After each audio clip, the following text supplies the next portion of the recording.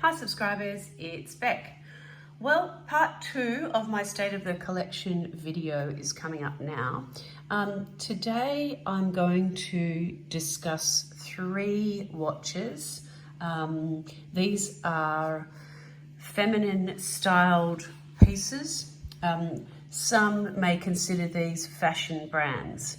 So they are all quartz fashion watches, but they're in my watch box because they not only mean a lot to me, but they are expensive enough that I don't want to just keep them not safely stored.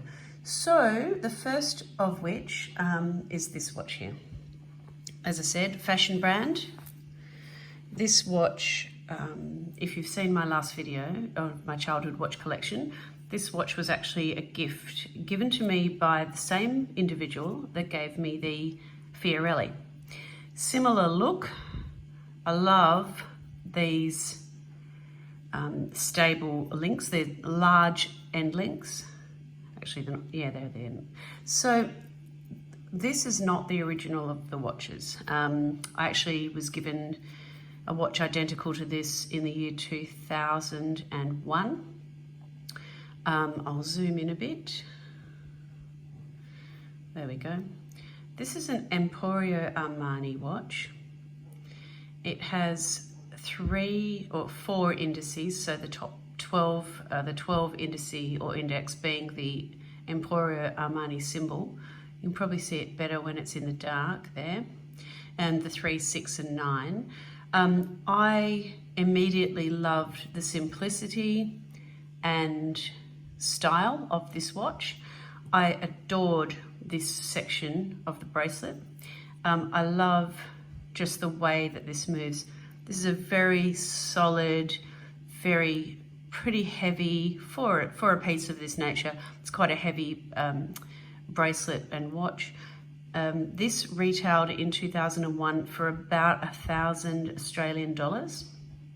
As I said, quartz and just easy to wear. So I'll just zoom out a bit and I'll pop it on. It was my favorite for a very long time.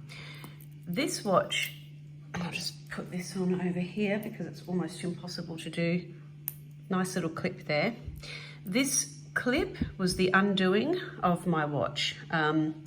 You can see that it's just one little fashion clip here. So what happened was I wore this from 2001 to 2006, a watch identical to this. What I loved, although it was below here, it's more like a bangle, or a bracelet rather. So with this watch in particular, because of the nature of the bracelet, I always let it slip down. If it was tight, that would not be the case. It would have to be up here. So I do push it up when I'm wearing it like that, but if it does fall down, I think of it as a bracelet, not so much as a watch. This I wore, as I said, for 5 years. Then one day I was on the beach and the clip, which you can see here, actually was pressed. I don't know how it happened.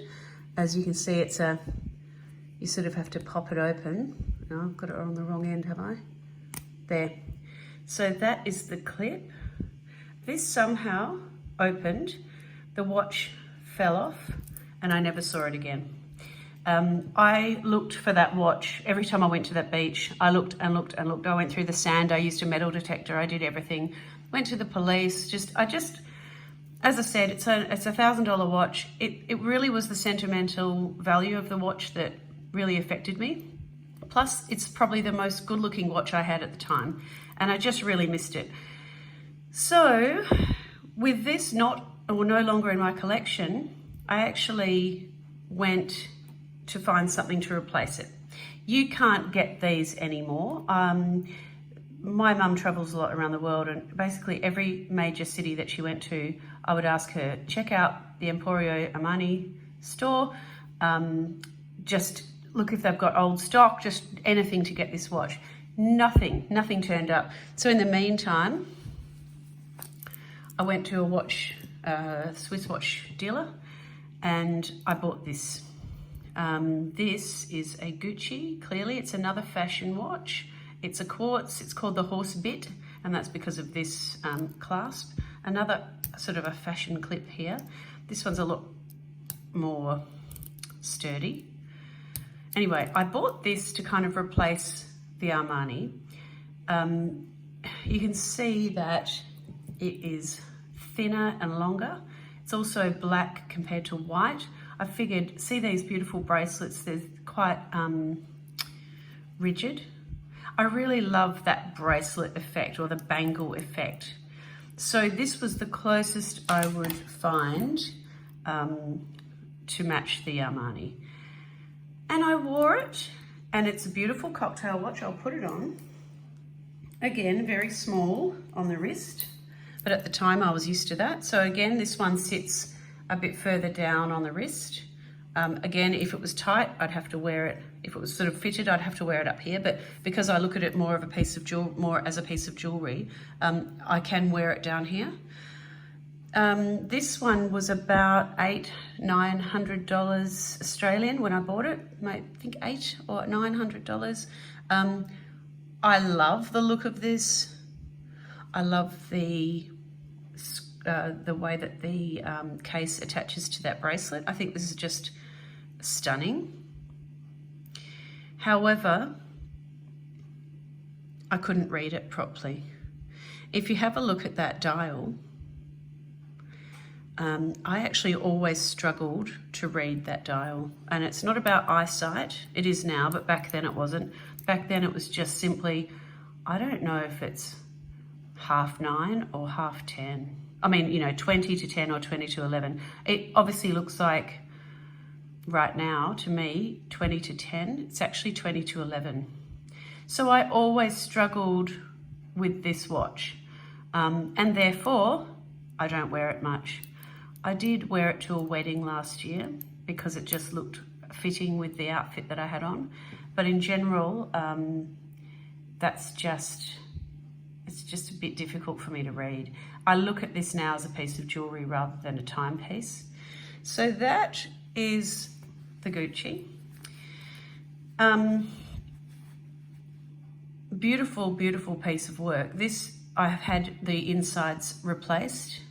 To have the insides replaced in this watch cost me about $350. Some may say, why bother? I just want my daughter to be able to wear this in future, so why not keep it in good repair?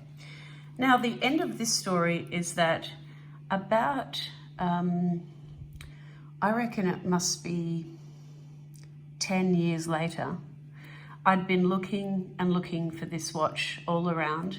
I'd checked eBay UK, eBay USA, eBay Australia.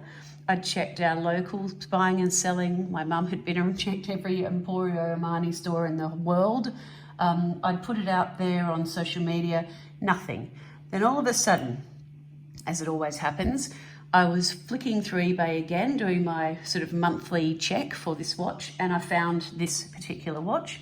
It is identical to my original one. I absolutely just about fell out of my chair.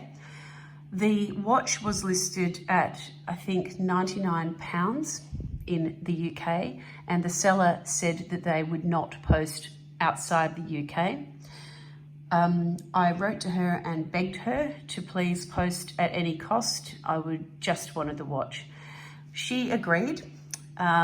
She took the watch in to get a new battery for me, and the watchmaker said that this watch had died. She said she couldn't possibly sell it to me in good faith because she knew it wasn't working. Would I, was I still interested? I said I would do anything just to have the watch. I didn't care if it didn't work anymore. I just wanted to have this watch. For some reason, it's the feel of the watch. It's the beautiful shine of this watch that it just takes me back to when I received it, which was one of the best times of my life. I said I'd do anything. I didn't care if it was working or not. Because she was a great person, she actually charged me the very minimum that you can charge someone on the UK eBay site. At the time, that was 99p. So she sent this watch. I bought it for 99p, and I paid, I think, 12 Australian dollars to get it over here. Took it into a Swiss watchmaker, asked if they could fix it, and the gentleman said, no, it's just a fashion watch. it would be a waste of money. Now look, for me, this is a very sentimental, watch, and I basically said to him, look, I'd pay anything to have this functioning, and he did it. He charged me 250 Australian dollars. He replaced the insides.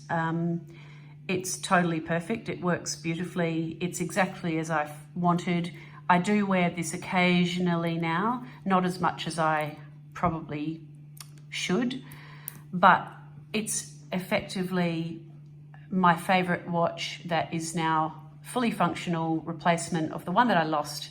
And I'll now give a big shout out to the man who fixed it.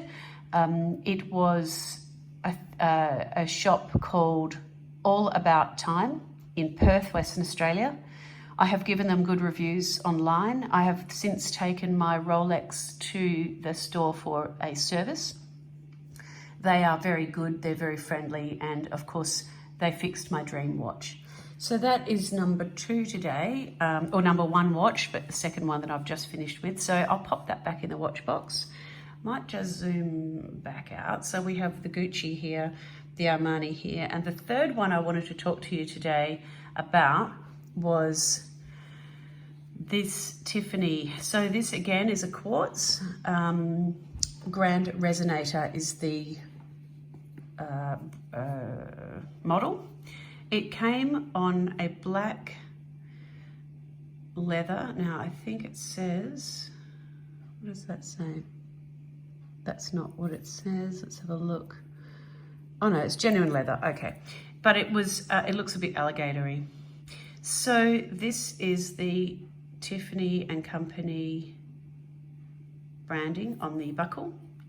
I'm not going to fuss around trying to get this off because I don't care about it enough. What I did was put it on a pink strap. So I have another video showing this review of this on its black strap. A beautiful piece. However, I never wore it. So I've popped it on a pink, just a cheapie, a pink leather strap. I think it looks a lot more feminine. I love the diamonds on this one. You can go back and look at my, as I said, my original video of either the strap change or when I unboxed this or purchased it. This is secondhand. There is a little mark that you can see near the 4. It's clearly copped a bit of a smack at some point in the past. I don't care. As I said, probably on the original video, things like that don't faze me. If this is secondhand, you have to expect certain damage. I really loved the way that this is presented. Basically, I just love the screws. I love the shape, the size, the fact that it's a cocktail watch. I love the diamonds. I think there's 72 diamonds from memory. What I really love, if you can see here, is the blue hands. I think that's a really nice touch. And of course the Tiffany branding. So yeah, as I said, there is a video on this one, my Tiffany Grand Resonator. This one I bought because I wanted it. This means absolutely nothing to me. I do have a huge collection of Tiffany jewelry. You can also see that on my first 10 videos were all about my Tiffany collection. This was more or less just so I had a Tiffany watch to add to that collection. I do love it. It is gorgeous. I will never get rid of it. It's another thing that I think my daughter will appreciate in time. And I did wear it the other day. I sort of pop it on when I'm doing something special. So that is, the price of this one, I can only estimate the original retail, but it was a lot less. If you buy something like this secondhand, you will always get a bargain because as soon as a piece of Tiffany leaves the Tiffany store, the value drops significantly. If you've done any buying or selling of jewelry, you'll know that. But I think this was a bargain. It wasn't cheap, of course, but it's the sort of thing that I thought, yep, I wouldn't definitely not pay retail for something like this. I would definitely wait for a second hand, especially if you're not too phased if there's some damage.